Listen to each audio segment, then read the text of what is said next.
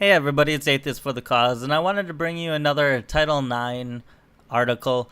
And the last one I did was pro-Trump because I explained that it's Trump's civil rights office that is reversing Obama administration Title IX policy. And, Title IX has largely been used against men and, to discriminate against men. And here we have another version of that. And as I mentioned before, this is not partisan. It happens on the left and the right.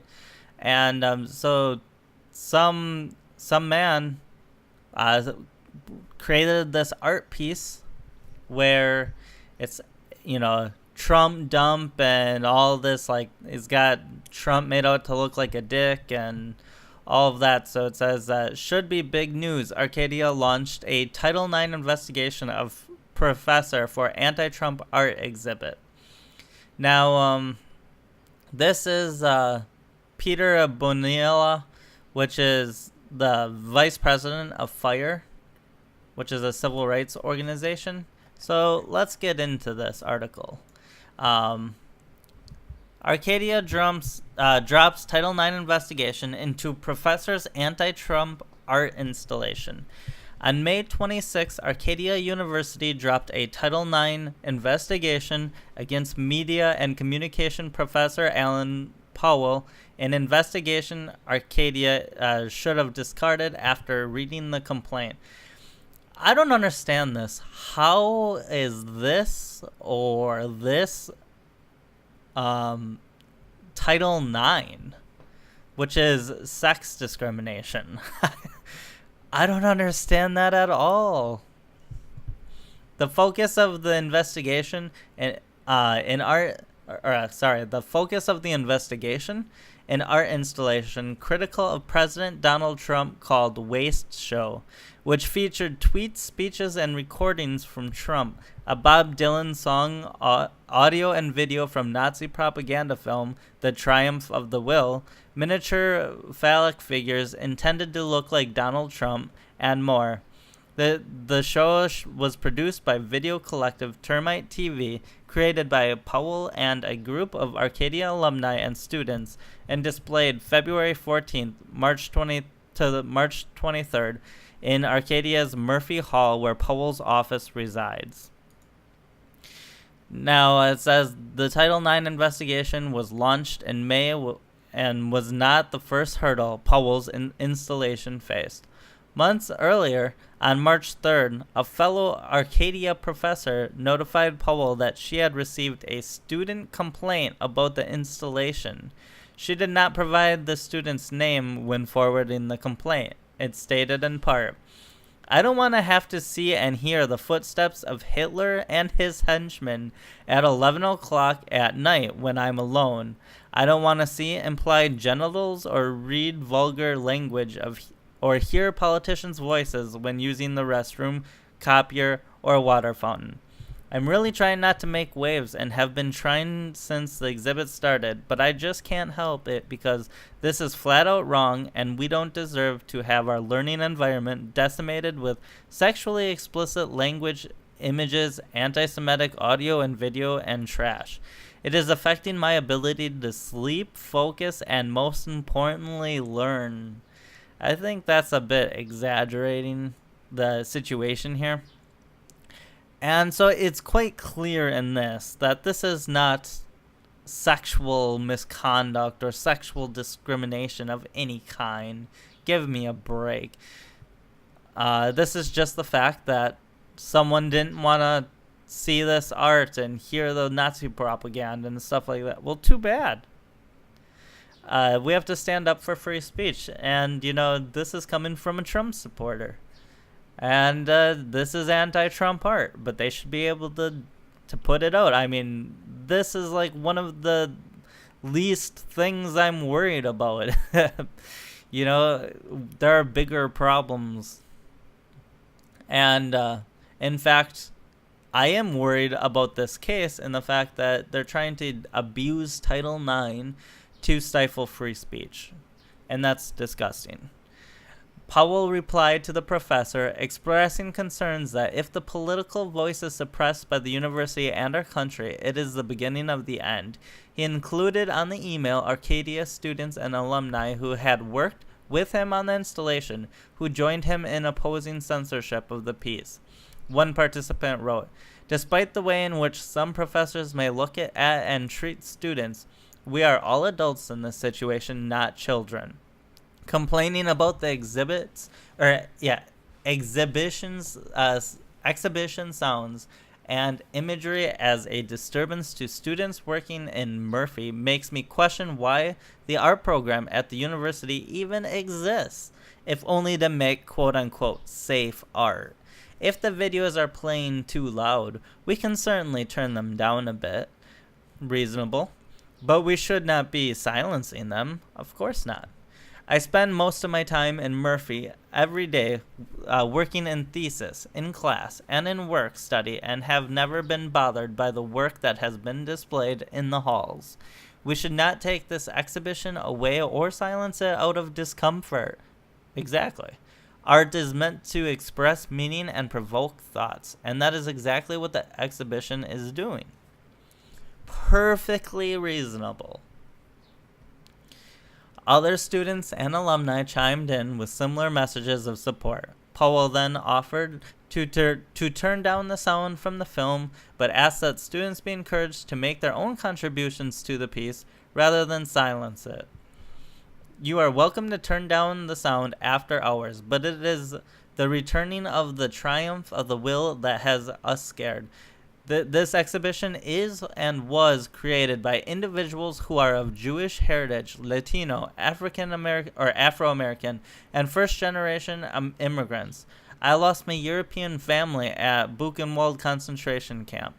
But my great aunt and uncle were beheaded in a Japanese camp, and my father walked on the ashes of Hiroshima 2 weeks after the bomb. I was taught to not let this happen again. The students are welcome to deface the artwork, put up protest signs, have a forum, whatever you want to do. In nonviolent protest, you are taught to make your opponent show their hand. This is all part of the process to keep this an open university and a free society. You may do whatever you want. It becomes part of the show." And, so this is about as open as you can get. He's literally saying, like, you can ruin this art by defacing it, but you can't silence it. I mean, this is, and the willingness to turn down the audio, I mean, it doesn't get any, he's not, I don't know how you could expect him to give up any more than that. Thinking that the entire email exchange would be a worthwhile addition to the installation itself, Powell's students printed out the emails and hung them on the walls.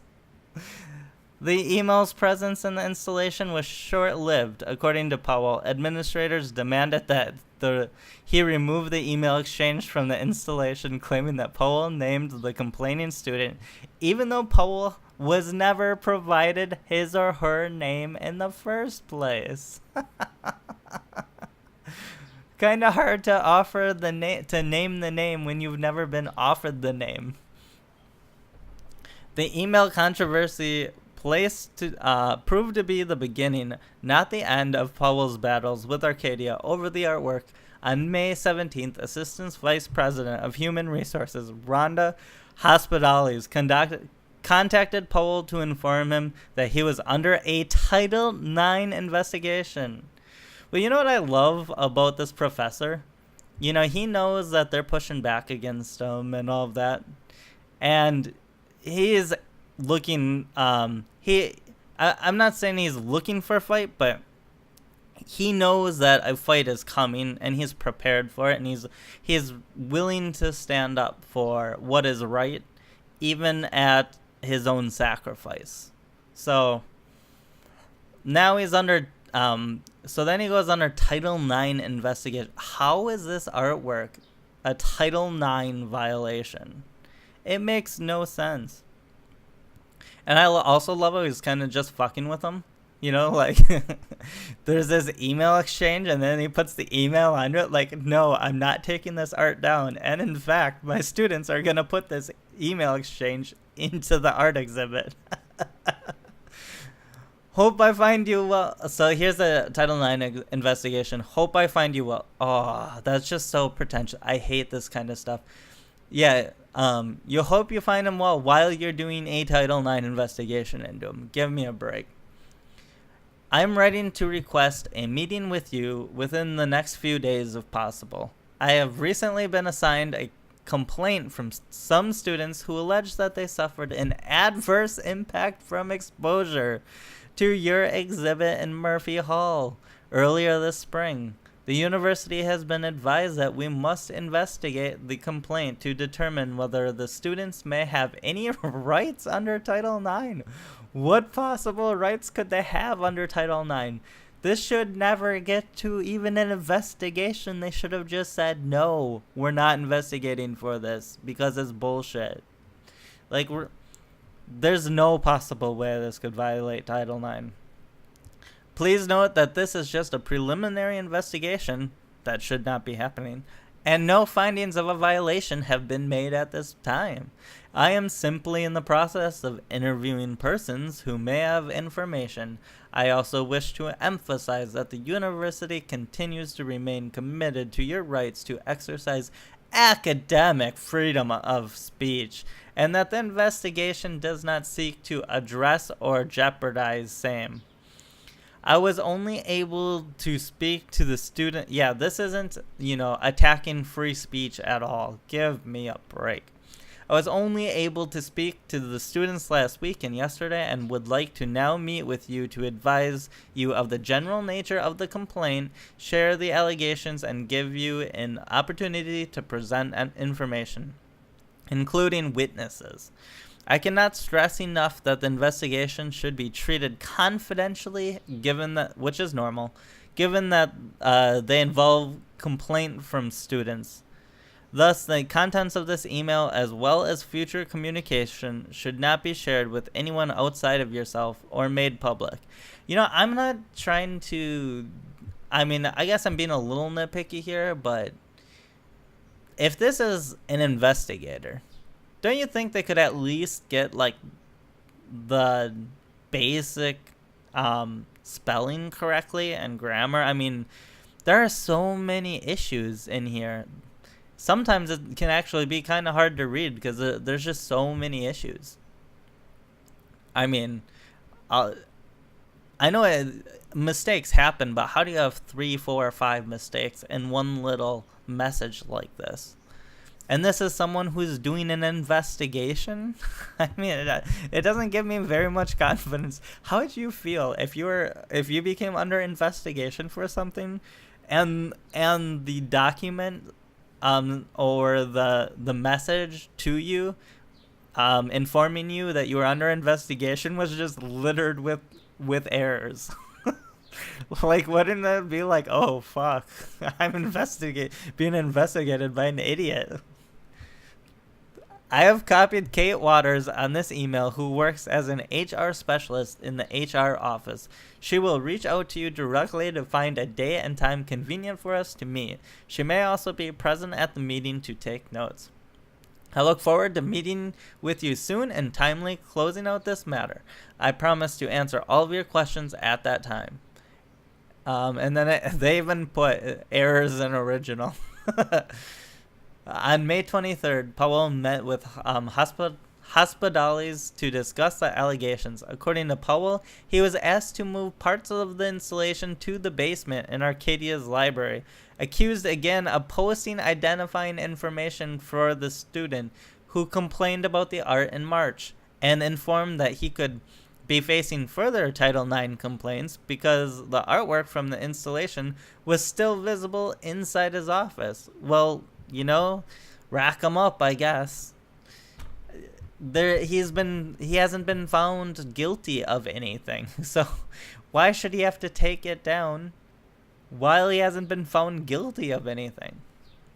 Why should he have to move it? This is complete bullshit. But, they're not looking to infringe upon his free speech or anything. We've been assured of that. Later that week, Powell was informed that the complaint does not raise any actionable Title IX violations. No fucking shit. And outside of some recommendations about, just take your recommendations and shove them. Because there were no actionable Title IX violations. So just fuck off. But about how to handle future similar situations. And by the way, I would like to point out up here, it wasn't him that even posted it wasn't the professor that even posted the email exchange. It was his students. But Hospitales does not anticipate needing to reach out to you on this matter. While this is the only correct outcome, it's alarming that Powell was even investigated in the first place. Exactly. I mean, this investigation causes concern and worries for the person being investigated, and the university should have seen that this was bullshit from the start. Especially when Title IX investigations can be submitted so easily, While this is the only correct, universities like Arcadia must, of course, take allegations of sex-based discrimination seriously. However, Title IX does not excuse administrators from their responsibility to exercise good judgment and common sense. In Hospitale's email, she explained that the complaints alleged adverse impact from exposure to your exhibit. Oh my god. If art installations commenting on contentious current day issues could constitute violations of Title IX simply because their material is sexually themed or could cause an adverse impact, then there isn't much artwork that wouldn't be under investigation. Of course there wouldn't be. As Fire has stated many times before, the fact that artistic expression makes people uncomfortable, which is often the point of art, does not excuse censorship or investigation of it. Exactly. Now, Fire has been pretty good on being on, both sides of the civil rights issues, and they've defended a lot of men from false accusations and stuff like that. So I'm a big fan of Fire. And here they are on the right side of the issue again, in my opinion. So if I click on the oh wait, hold on. Fortunately, Powell did have some allies, including members of his department and provost and vice president for academic affairs, John Hoffman, in defending his and his students' artistic expression. But he ultimately still felt that his speech was chilled by the investigation, which I understand.